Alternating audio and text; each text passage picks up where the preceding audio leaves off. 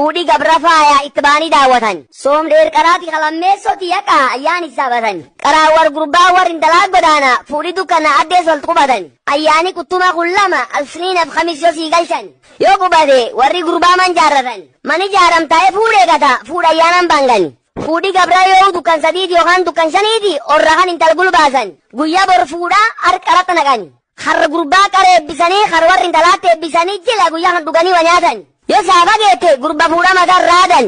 Faayin hafaa gurbaa wayaadii uyyifatee marxoo hidhatee hin gartani. Bunatan boo hidhatee ciicoo fuudhaanan itti naqatee waa'eel tolfatee dhaddachi muratee warratti hin galani. Fulaman intala ganatti jaaranii dhaddacha kanaan marsan. Galchuu dura dhaddachiisanii jarii uwwaa man intalitti fuudhan jaaran. Halkan kana gurbaan ciicoo jilbat keeyyatee waarii barii as gobdhaatan. Halkanum kan gurbaanii abuyya gaal naaqeen abbooya gaal naaqeen namuma kumda'ee gaal kadhatan. Alaadii sun siiqeen firafiida cufirraa argatan. Barraa geettorii gurbaa kana ergatee intalchi dhokanii agoogor kaanii gulbaasan. Ijoolleen ol duuddee gurbaan barcuma gulfuudh seenee gurbaa fuudhaatii barcuma man kee dhaaban. Jilti ammoo baati bariiti moolla qalan.